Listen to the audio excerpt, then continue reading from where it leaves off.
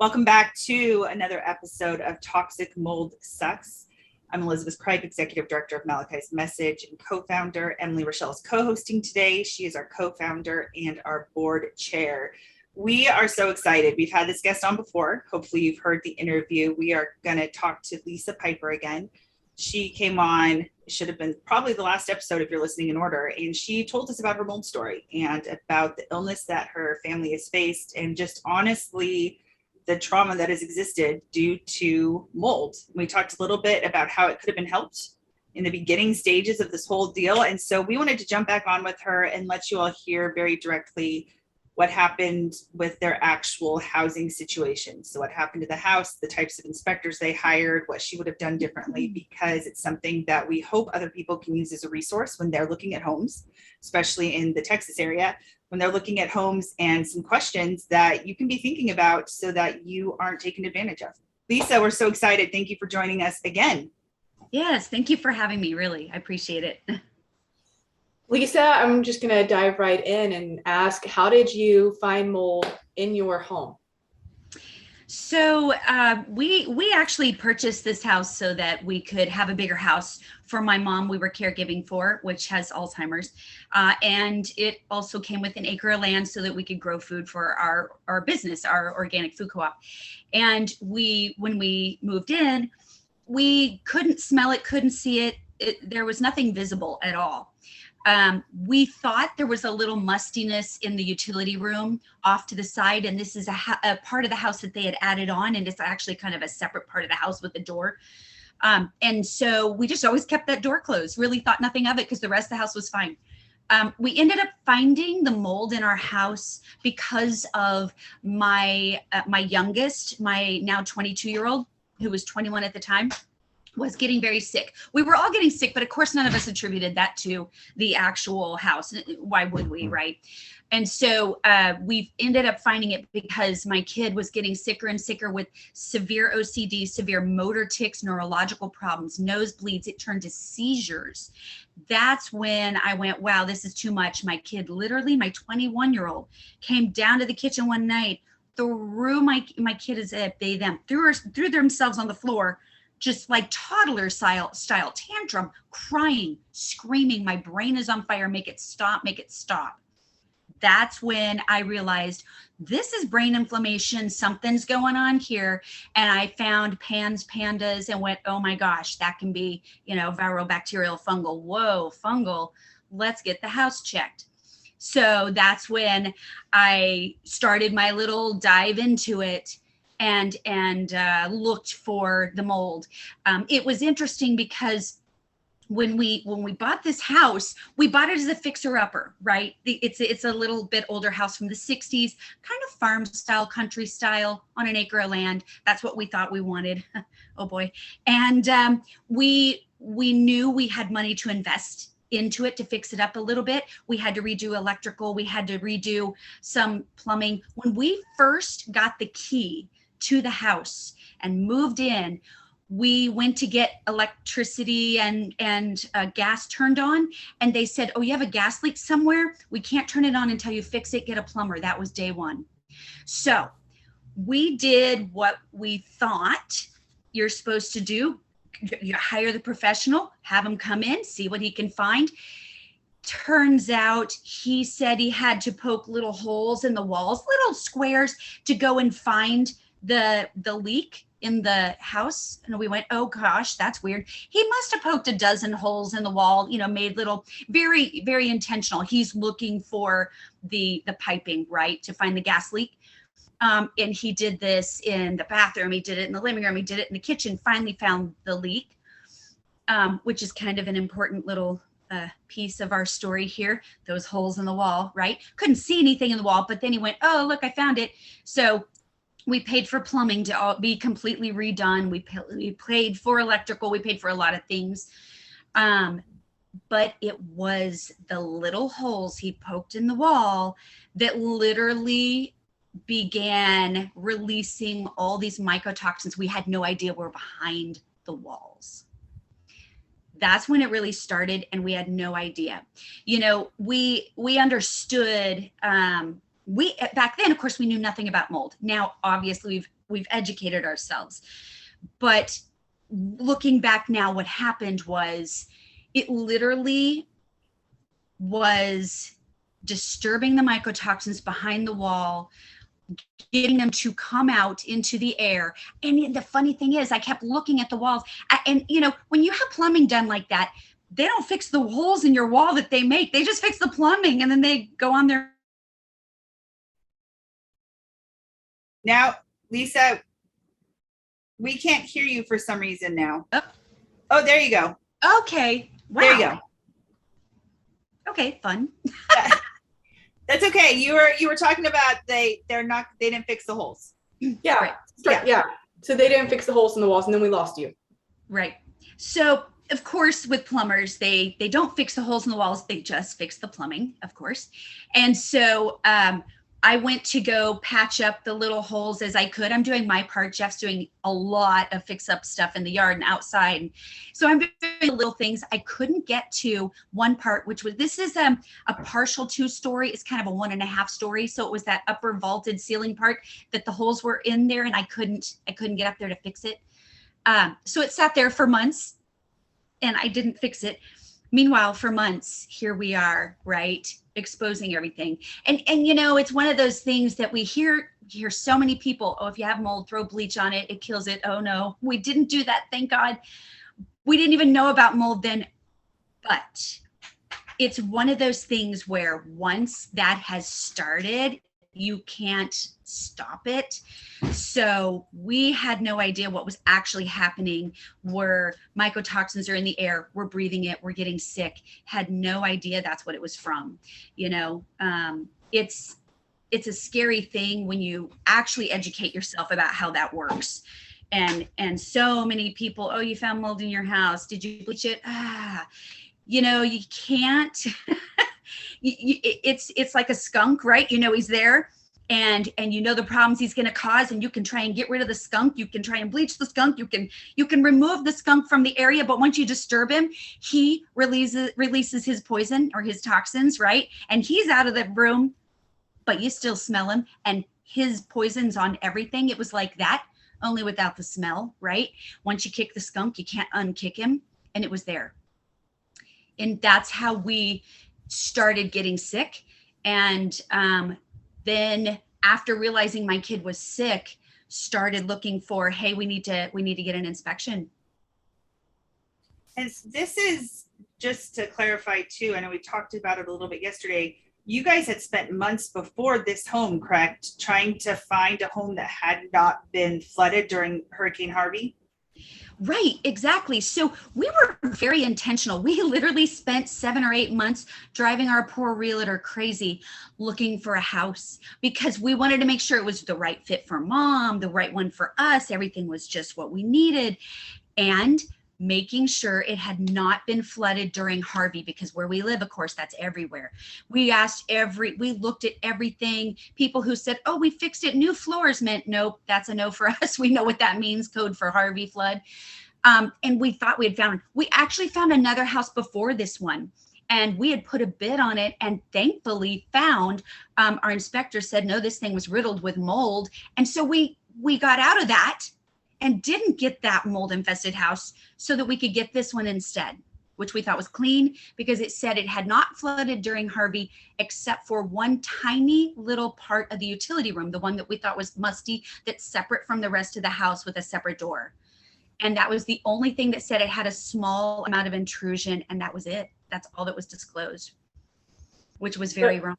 So they didn't disclose that the whole home actually flooded. That's correct. No, we ended up finding out that the sellers lied in 8 different places on the seller's disclosure.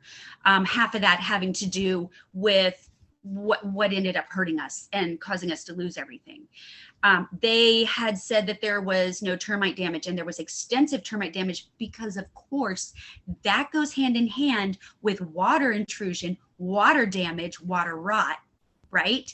Which of course leads to mold. So there were 4 places there that they had lied on, and they had not said anything about the rest of the house flooding. We found it when we went through the process of having to gut the house and literally opened up the walls in the other parts of the house, which are raised up about 6 inches. The house is old because he had added on, the previous owner had added on to it, in 6 inches a difference. So there was a lower part of the house and an upper part, and then a small little half 2-story part.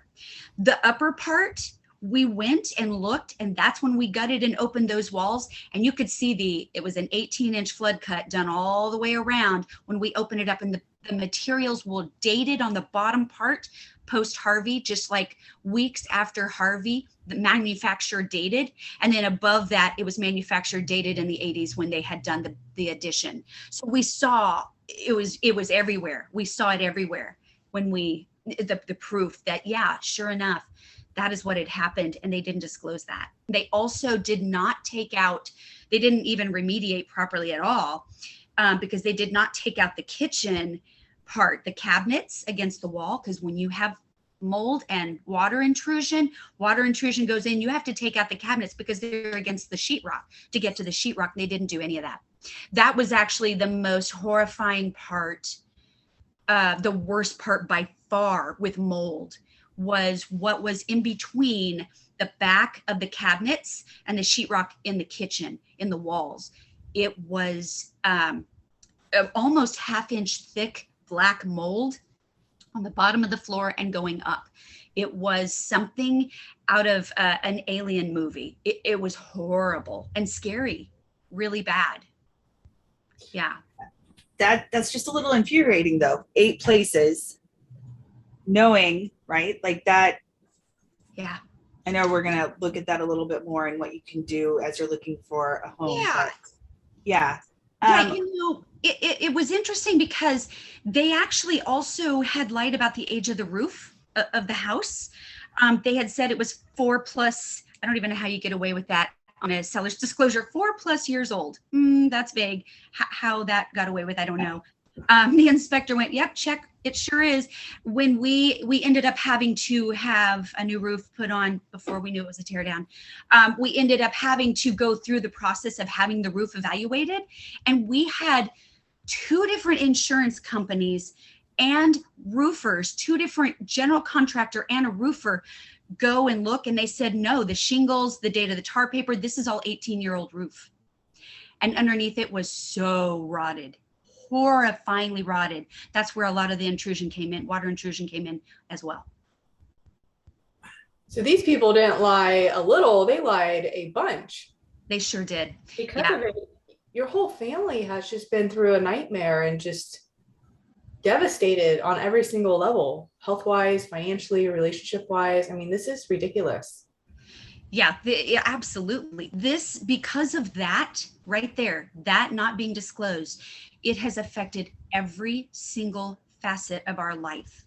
The house ultimately has ended up, and I can lead into how it's a tear down.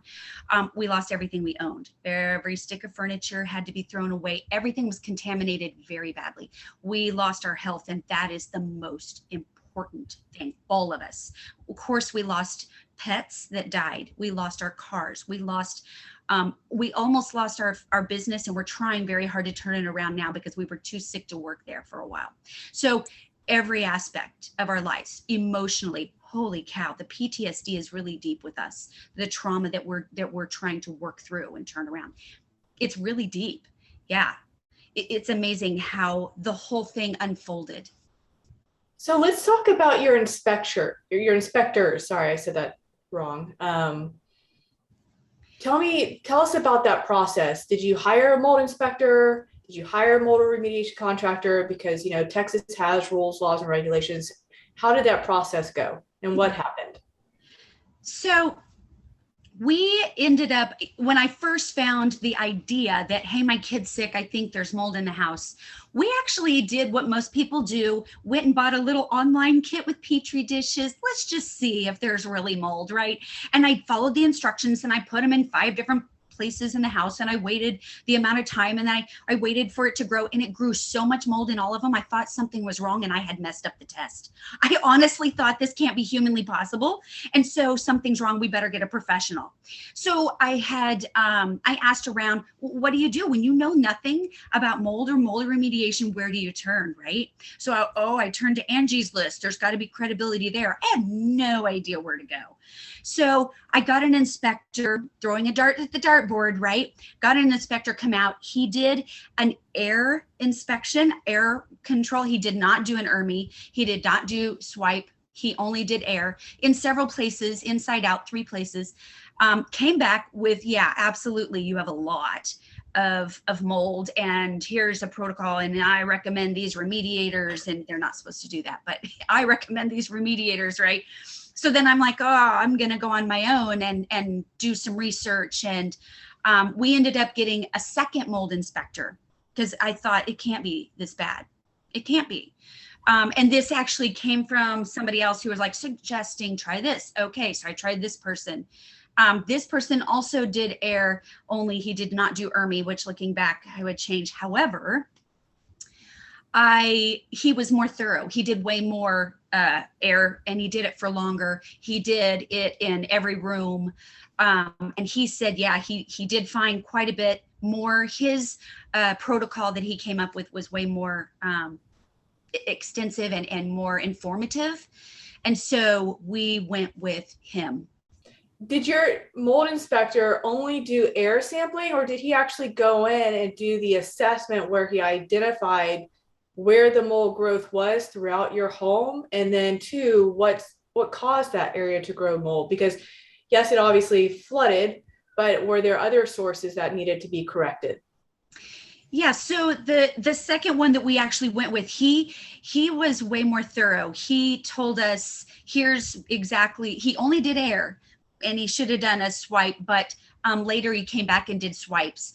But at first, that's all he did. He did a full assessment. This is what I see. This is what happened. He said, this is where I think it came from here. And he called out the roof. He called out plumbing under every single, the dishwasher, every sink. He called out flooding from Hurricane Harvey. He called out, at that point, he didn't say Hurricane Harvey because we didn't know. He said flooding. He called out even leakage from the siding because it's T9 siding, slat siding from an older house.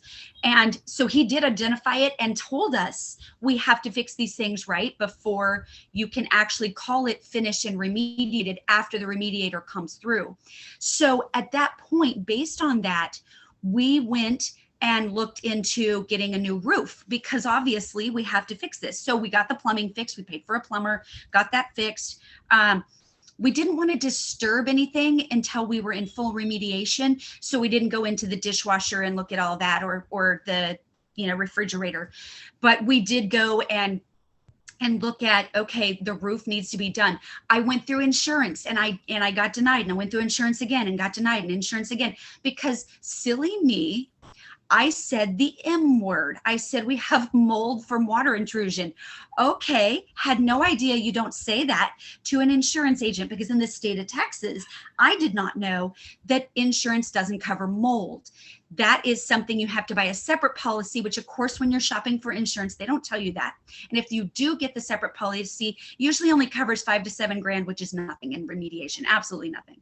But at that point, I had no idea, and I'm Mrs. Honest, and I'm telling them everything. And so I'm trying to explain to them, but water damage caused the mold. No. And so they sent inspectors out, but no matter what, through this process, at this point, we've started to set up remediators and knowing that we're going to have to get the leak fixed. So we actually went and paid for the roof to be completely put on and redone out of pocket. It was like $11,000, and that was the cheapest I could find. But at that point, we had to do that. We paid for the plumber to fix all the. So you guys paid for your roof out of pocket because insurance, which a lot of people, right, if they don't know, like you said, insurance isn't going to touch anything. It's not going to touch mold. That was expensive. So where did you guys go from there then? So At that point, we went into remediation and we had several companies come out to give bids. I had somebody, of course, we did Angie's List again. There's the dart throwing, right? Then I had a friend tell me, oh, we use this person, have them come in and I have them give a bid. I ended up not using them because I just was like, wow, this doesn't even sound right. The way that they're talking about containing small amounts. And I'm like, yeah, but you're not going to get the vaulted ceiling. And doesn't that have to be contained? And I just didn't go with them, thankfully. Finally picked a remediator that we felt good about. Again, it was a dartboard, but we did. And then we started to go, okay, we need to go into remediation. We first moved my 2 adult kids out into, and it was the 2 adult kids, plus we had moved in one of their friends, my adult kids, a 21-year-old, to watch my mom, help with my mom. And so we moved the 3 of them out into a little Airbnb, and then they went there. We started gypsying, and then we began prepping for remediation, which we thought was just going to be in the kitchen, the 2 bathrooms, and the utility room at that point. And when we were about to start, the mold remediator, the lead guy on the case, had gotten COVID, and we didn't want to wait. And so my husband was like, look, we'll start remediating in the kitchen, but he learned a lot. He educated himself thoroughly. He did it under the guidance of the professional and did full containment with the zippers, with negative air pressure. We bought air scrubbers, which are expensive, but we got commercial grade with the HEPA filters and the carbon filters, everything. He bought a full suit, respirator, gloves, everything. We bought a very specific HEPA vac. So we were buying equipment. Now you can see the prices going up as how much we're putting into this, right? And so my husband was the one who actually started before the mold remediators did with their guidance. And my husband said when the first thing he did was in the kitchen, he pulled out the dishwasher. All he did was pull it out, and it was 1/2 inch thick black soot. The mold was so bad. He said it looked so alarming. He didn't stop to get pictures. He was just vacuuming and spraying and vacuuming. And he said he was HEPA vacuuming and doing all the things you're supposed to do, but he said he had to stop after maybe 30 minutes of it, and he had gotten most of it. He started feeling burning under the suit on his arm, under the suit. So he had to go out, completely clean, scrub. He took a vinegar bath, and even though he had gloves, full suit, and it was attached and everything, somehow it got under the suit and it was burning his skin. It was that bad. So the worst. Yeah. So you've mentioned that your home is a tear down, but yet you're in the middle of trying to remediate it. How did y'all determine that your home is not going to be able to be remediated and it's a full tear down? Yeah, so that's a process. That is a process. We first tried to go through actual remediation with the company. The rule, you go 2 feet out and up and away from all mold to make sure that you get it. So of course, we kept going, take this cabinet out, take this sheetrock out. Now we're at the ceiling. Now we're at the floor. Okay, that's full room. Next room, it just kept going. The professionals were on the scene at that point, and they were working through it. And they had been there for 4 days, maybe. I mean, they were working pretty diligently. It was a team of them, and it was 4 days because it was pretty extensive. And they stopped, and the lead guy said, hey, we have to stop because we think one of our guys has COVID and he's sick and we can't continue, but also we're finding this everywhere and it's more extensive than we thought. You're going to need to probably start opening walls elsewhere and see where it is. And I think we need to go into full house containment. And so during that time, then we were, of course, had to suit up, mask up. And Jeff, my husband, was the one opening walls, and I was in there trying to help him, opening walls and gutting while we're waiting for the remediator to get better. And we're finding it everywhere. There was not a wall, ceiling, or floor we didn't find it in every room, vaulted ceiling, every room, the upstairs where there's no plumbing whatsoever in the 3 little bedrooms. I mean, everywhere, every floor, everywhere. And then we let the lead remediator know, and he said, yeah, by the way, We don't feel safe sending our professional remediators back into your house because it turns out our remediators do not have COVID. Your house made them sick, even through the suit and masks. And these are professionals that do this for a living. They got so sick for a week, both of them, that they couldn't come back to our house and they didn't feel safe. So whatever chemical concoction we had, and we had over 14 different toxic molds, and of course the bad ones, penasp, and of course we had stachybotrys, chitomium were the worst. It was extensive, but that chemical cocktail was bad. They even asked us, how were you living here? Because they knew that there were those little holes in the walls, right? And where it was eking out, even before they disturbed anything. Yeah. I have a question. How much money did y'all spend going into remediation and remediating before you discovered your home is not going to be remediated? Yeah. So I feel lucky that we only spent about 15 grand. I say only because I know what the rest of that was going to look like. And that was because the remediator was so sweet. He was really trying to work with us financially because he saw how extensive this was and how much we were throwing out and how bad it was. So I feel lucky. It was only $15,000 loss before he said, hold on, I think you need to open the rest up. We're in full containment now. And then he started working up another $30,000, $40,000 estimate. And we just didn't even get that far. What had happened is at that point, they had finished the rooms that they said that they would finish, and they were still in pure containment. And they brought the inspector back in and said, let's have him just look at the rooms that we did and have him look at the other things that you've opened up. And so the inspector at that point said, oh yeah, no, this mold is enmeshed so far into every stud, you'd have to sand it down to pencil shavings. It would look like nothing. It would be structurally unfit to be a house at that point. And that's when he said, I'm going to have to call this a tear down. This isn't fixable, but you have to have 3 professionals call it before you can actually legally say this is a tear down. So we had 2 different general contractors, completely separate, come in, and they went, oh, absolutely, this is a tear down because it's going to cost more to actually remediate this. We were in that, at this point, we were at the 6-figure mark to remediate it than it would to just bulldoze it and rebuild. And then we had, so we had 2 different general contractors. We had an inspector and the lead remediator. We actually had 4 professionals who all called it a tear down. And they did not do this lightly. None of them wanted to call it a tear down. None of them did. But when they saw how extensive it was, they were like, I am so sorry. There is no way you're going to get all the mold out of here, even with the best professional. They were looking at the most creative, most innovative things. They were looking at ice blasting. They were looking at sandblasting. They were looking at heat. They were looking at tenting. I mean, they looked at everything they thought they could and went, no, this is a tear down. And at that point, we realized everything we owned was being thrown away.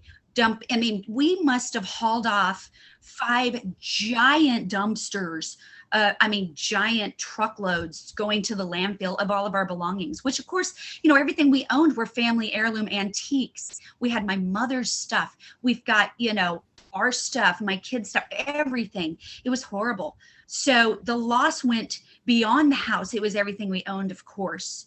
And then it went to our cars. We found it in our cars and we tried to remediate them 8 times. We tried. We used ozone. We used everything, you name it, fogging. We tried everything, ripping the carpet out of it. We tried everything. There was no saving it. I mean, my husband, who was the least affected of that time from the mold, just the mold by itself, he was getting really sick from it. Just the cars. He literally one night tried to remediate it and drove it over to our safe house, got out, and he was coughing so hard he couldn't catch his breath. He was on the ground on all 4s and he started, he was like throwing up. He just could not catch his breath. And we had to get rid of our cars too. So we lost all of those as well. It was really interesting that the process, because my husband was in there trying to remediate, even in full suit, he was staying in a tent in the yard during that time. It was an acre of land, so he was staying at the furthest away part of the acre, not going into the house. But that's when it started affecting him, and he started getting brain inflammation because he was in it. I mean, fully in it. It was on him, rashes, and he got the mycoplasma pneumonia from it. Yeah. So you guys spent over $15,000 on the remediation process. You lost everything, which is thousands upon thousands upon thousands of dollars, and you spent thousands and thousands and thousands of dollars, which we talked about, on medical bills. So at this point, you're in double, if not triple digits of everything that you've lost or spent or still owe on medical bills. Is that fairly accurate? Yeah, that is correct. At this point, it was huge. The losses were the house itself, right? We put a very big chunk of money down on it so that we can make the payment affordable for what we needed in our budget. And we also spent at least $60,000 in fixing up the fixer-upper part we thought we had to, including that new roof that we had not planned on. So then there's the remediation and all the tools that we bought for it. Then the medical bills. At this point, we're well over $500,000, well over, almost close to $700,000. Plus all the income y'all have lost because y'all couldn't work. Yeah, that's actually huge. So we were so sick for a year that we have a family-owned business, and it's our only source of income. And I was the one that could be there the most, and I could only be there maybe 20 hours a week. And when I was there, the brain fog was so bad, I wasn't really present. And during that time, our business took a huge hit financially, because we couldn't be there to actually, guide the business and how it's supposed to be. So we lost a large amount and almost lost our complete business during that time. We're still trying to turn it around now. And so I guess that's still open as to whether that's going to happen or not. But yeah, it's huge losses. It's really adding up now. You can hear it. Yeah. So looking back now, what are some things you would do differently on this side of things? Oh, because there is this problem with people who have no idea when they first hear mold, they don't know what to do. We don't have the education. It's hard to say what would have I had done, but knowing now what I do know, we would not have had Jeff help out with the remediation and just left it because it made him so sick. Ultimately, it almost took his life, which I talked about in the other interview. Literally, he did die and thankfully came back, thankfully. But that could have gone very differently. So we would have done that differently. We also would have probably questioned a lot more an older house. I wish I would have known what to look for then, but I thought I was doing things right. Inspection wise, I absolutely would get an inspector who does an ERMI from day one and who does physical swipes in every room. I would have done that. Didn't know then, but I would have. Now I know that. A few things with the remediator. I liked the remediator that we had because he worked with us, but that's only because I educated myself and we educated ourselves and we told him what we wanted and he did it that way. Otherwise, I'm not sure how thorough he would have been without that, because again, we were throwing darts at boards. That's what it is. The part that frustrates me is that we live in the Gulf Coast and we know the Gulf Coast has hurricanes, flooding. This happens all the time. And our government, our city, our state spends a large amount of money on educating us on hurricane preparedness and what to do when it happens. And we all know now, get water, get batteries, get flashlights, have a generator. We know that because they're really good at that. You'll see it on the highways. Hey, there's a hurricane in the Gulf, and they're telling us everything. They do not spend the money telling us on mold prevention and mold education, which goes in tandem with those hurricanes. And so the thing that I have a problem with is that if we're going to spend all this money on hurricane education, why not on mold education? Because that's what the hurricanes cause. And the mold and mold-borne illnesses kill more people just from hurricanes, that damage from hurricanes, than hurricanes themselves. They take more lives. And so why aren't we spending that money on educating the human life, factor in there because that's more important than our things. But let's talk about just things. So the damage that mold can do to things, buildings, and property is bigger than what hurricane damage does to those mold. If we're really being honest about the buildings that need to come down and be rebuilt because of all the mold. So if the country, the state, if the government would look at that, then we could have more education about not just hurricane preparedness, but mold preventive and mold education to go hand in hand. So when it happens, people aren't grabbing the bleach and they know what to do. There would be more companies and more competent people out there that could say, this is the right inspection you need. This is the correct way to remediate. That's what we really need. And one thing also, you can also ERMI your own house, and therefore you can bypass that inspection fee and just get an ERMI homes yourself. Because the inspector, his job is not just to go in and do the ERMI, his job is to do the thorough assessment to identify where the mold growth is and what's causing it. Testing is just going to tell you what types of mold are there. But that's a great thing that I think that everybody should do when they're looking for a house, is just get an ERMI and ERMI the home themselves. That way they don't have to pay additional money to hire an inspector out there when they can do the ERMI themselves too.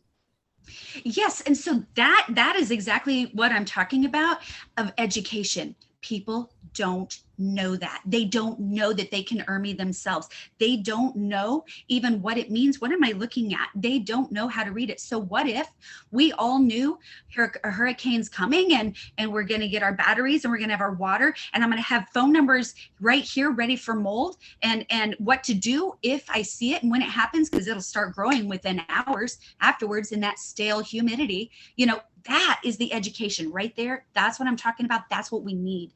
That's what I would like to see us invest more in our area, because it is so life and death important. I love that you brought the ERMI up too, both of you, Emily, and especially right now with the housing market, so crazy where people aren't having time to even hire an inspector and bring them in because houses are going so quickly. That's another option for people. Emily, can you touch on the Clue report too? Because I think that's something, as we're talking about real estate and housing, that a lot of people just don't know about. You educated me on that. Sure. So the Clue report stands for the Comprehensive Loss Underwriting Exchange Report. It's basically like a Carfax, but for a home. And you can get this report, and even the state attorney general, Attorney General Kim Paxton, has it on his website, telling people that if you're looking for a resale home, you should get this report before ever purchasing it. It's free. It's your right to get it.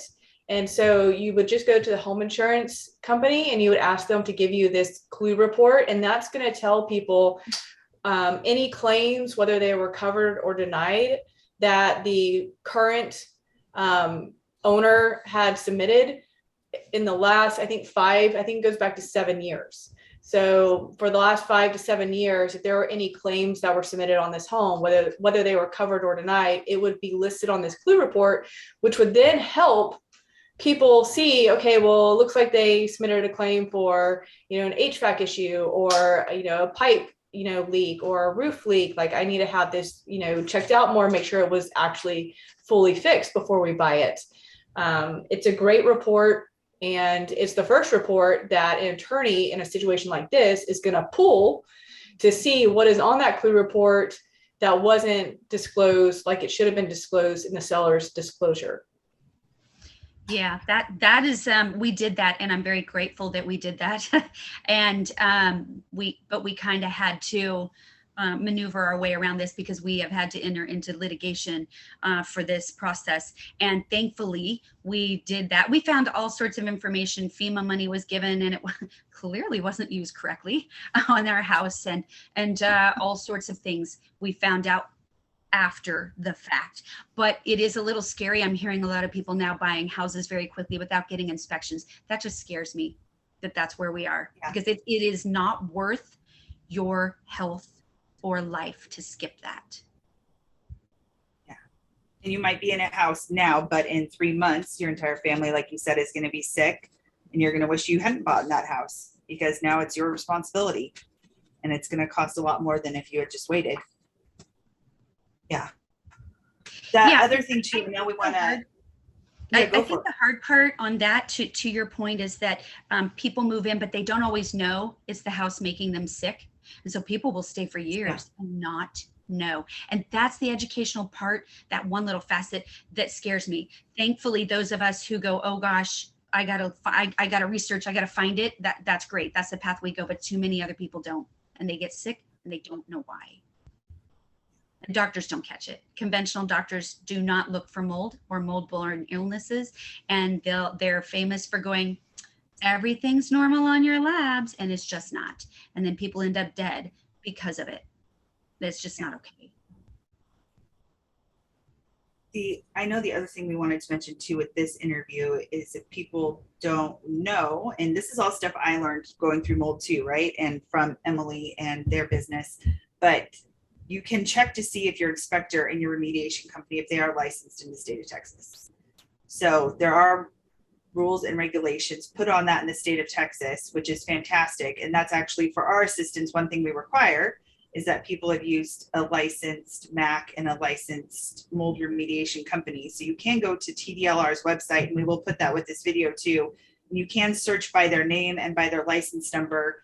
And I would suggest you do that for people that are looking for somebody, and make sure you double check it, because sometimes people are putting their name with somebody else's license number, or they're just forgetting to add the license number to their assessment. So double checking is also another way. It's like Angie's List, right? So people are hearing this and go, I need to find an inspector. You can go find one there too and contact them that way. Yeah. Yeah. That's just another, I love that you're about education and resources. And I thought of that. I'm like, man, that's a really good resource for people to know about as they're trying to wade through the unknown with this. Yeah, that's exactly it. It is really scary, but we had to do that, and thankfully we did. I want to make sure they're licensed, and I need to see it, and I need to know. But yeah. What if we hadn't? Because so many other people. The problem is mold makes your brain fog go crazy. You're not thinking straight. It slows everything down. You're not feeling well, and then it's hard for you to really go through this process when you're not on. Brain isn't really thinking well. That is the problem. Yeah. Emily, is there anything else you want to ask or add before we let Lisa go?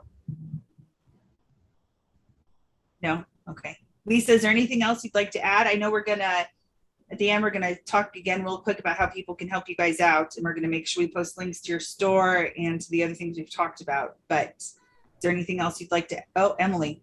Sorry, my little one was making noise, so that's why I said I thought so.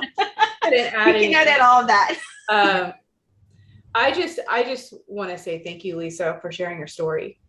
Like, your story is just so impactful. So, and I think that a lot of people can learn from what y'all have gone through. And I appreciate you coming on and doing this. And I pray that that God restores everything that y'all have lost. Yeah.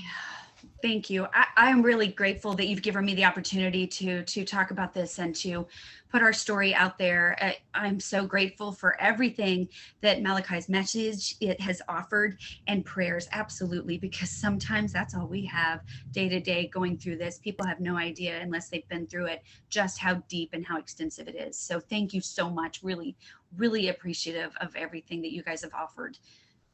Yeah, we were talking yesterday, and you're incredible. Honestly, I mean, we all went through seeing our kids, our young children go through mold and detoxing them and working through the gaps that they experienced in their childhood. But you're at a different level where your adult children are essentially losing a part of their adulthood at such a pivotal point. And I know we can edit this out, Emily, if we need to, but that was something we were both blown away by how you handled it, because you have walked through it with them with such grace and such advocacy that it honestly is so inspirational to us to watch and go, okay, this is incredible.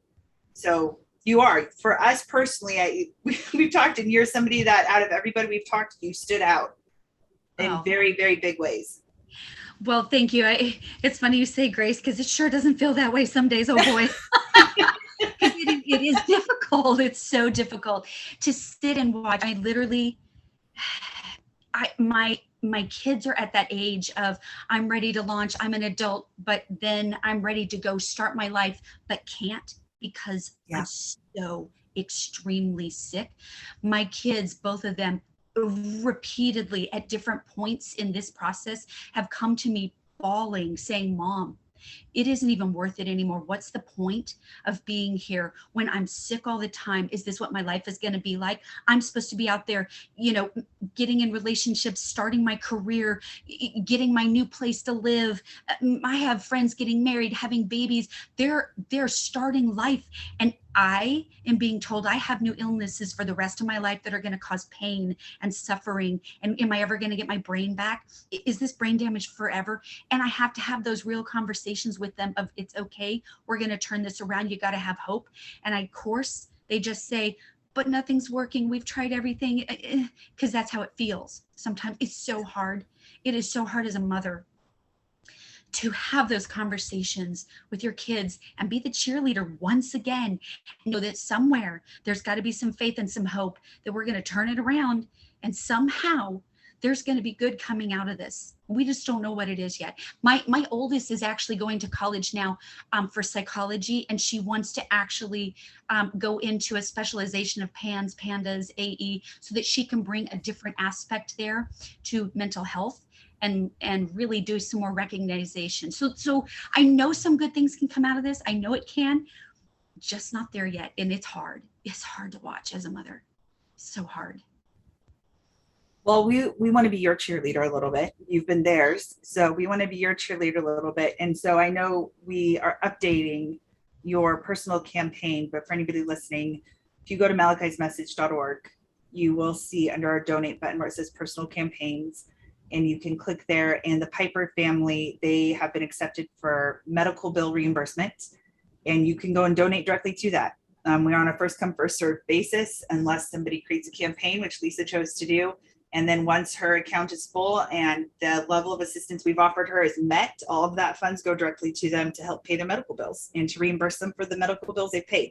So if you're hearing this and you go, man, I want to help, I can help $5, I can help $500.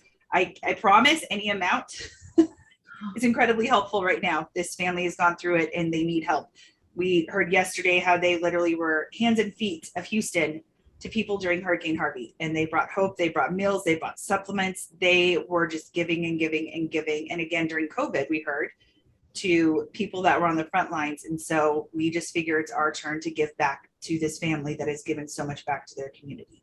So we would ask you would go check out malachi'smessage.org. You would find the Piper family under personal campaigns, and you would donate to them so that they can continue their healing process and just show them some love. Lisa, thank you. Really, really. I mean, we can't say it enough, but thank you. Oh, really? I thank you. My family and I are so grateful for this opportunity in all ways. I really, really cannot say thank you enough. Really, I'm very grateful.